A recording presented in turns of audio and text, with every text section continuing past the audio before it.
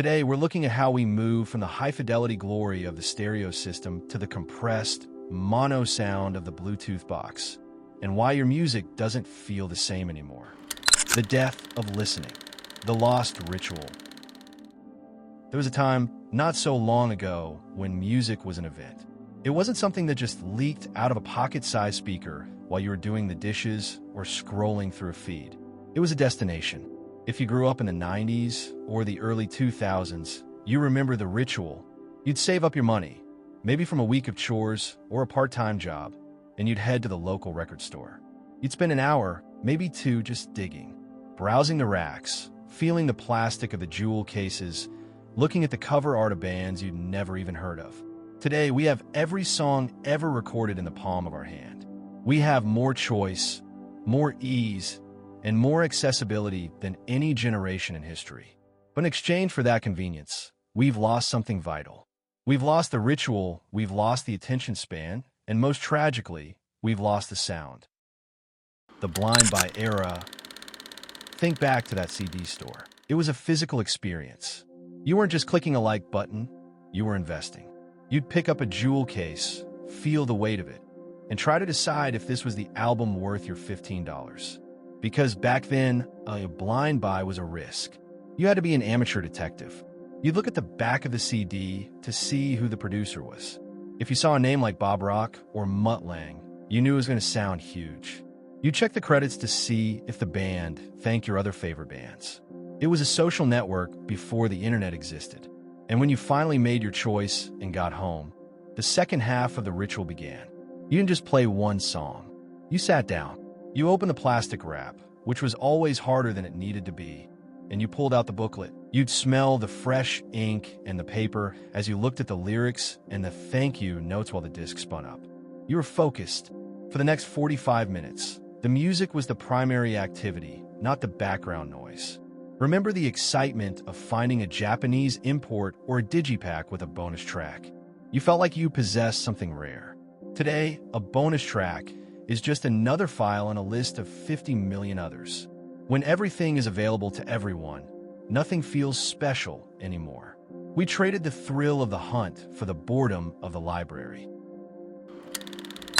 The whole album philosophy. Bands in the classic rock, hard rock, and prog eras didn't write singles. They wrote albums.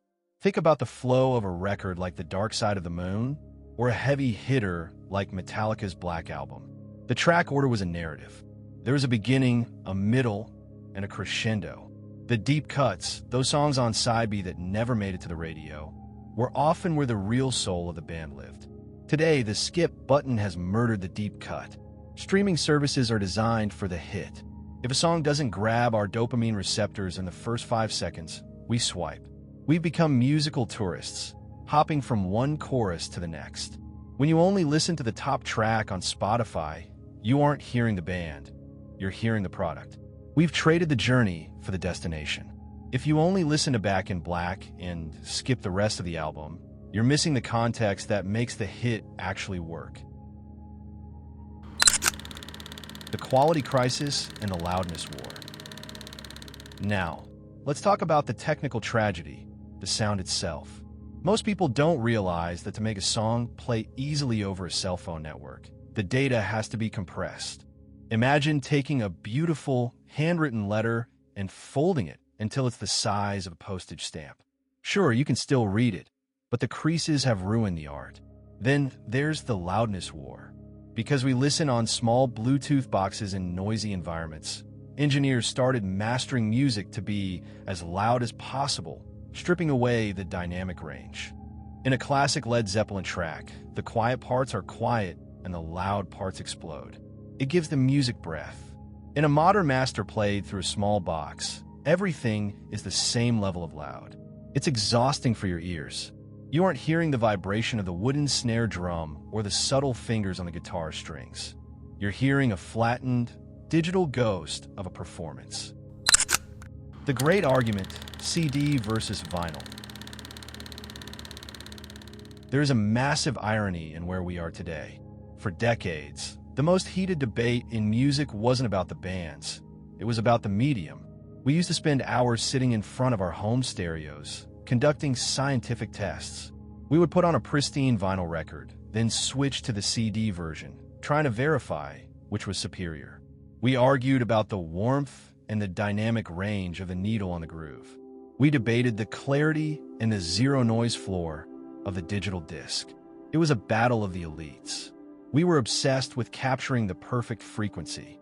We wanted to hear the exact moment the guitar pick hit the string. And then the MP3 arrived. Suddenly, we traded all that perfection for a file that sounded like it was playing through a telephone, just so we could fit 1,000 songs in our pocket. And today, the debate is over, but nobody won. We've collectively decided that a mono, plastic JBL box on the kitchen counter is okay. We went from arguing over the finest sonic details to accepting a sound that would have made an audiophile in 1992 cry. We've settled for fine, and in doing so, we've forgotten what great actually sounds like. The stereo sweet spot. There used to be a chair in the house. Every rock fan had one. It was the chair positioned exactly between the two speakers. Audiophiles called it the sweet spot. When you sat there, the speakers disappeared and the band appeared in the room with you. You could point your finger to where the lead guitarist was standing. It was a three-dimensional space. When we moved to the small box era, we lost that dimension. We moved from 3D audio back to 1D audio.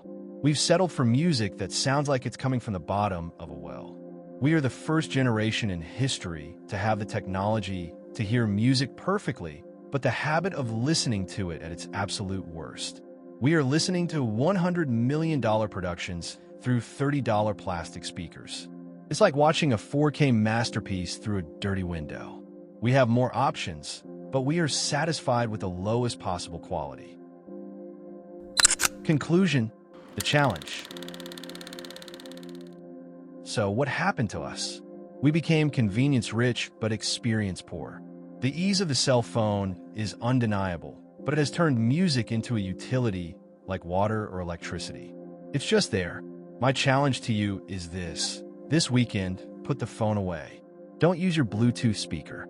If you still have that old stereo system in the garage or a dusty CD player, hook it up. Sit between the speakers. Put on an album you love from start to finish and do nothing else but listen. You might find that the music you thought you knew actually sounds completely different when you finally give it the respect it deserves. But I want to hear from you. Do you miss the CD stores? Do you still have your old hi-fi setup? Or have you fully embraced the Bluetooth era? And most importantly, what was the last album you listened to from the first track to the last? Let's talk about it in the comments. I'm reading them all. If you're tired of the fast food version of music and want to keep diving into the legends of rock, hit that subscribe button. Thanks for watching, and I'll see you in the next one.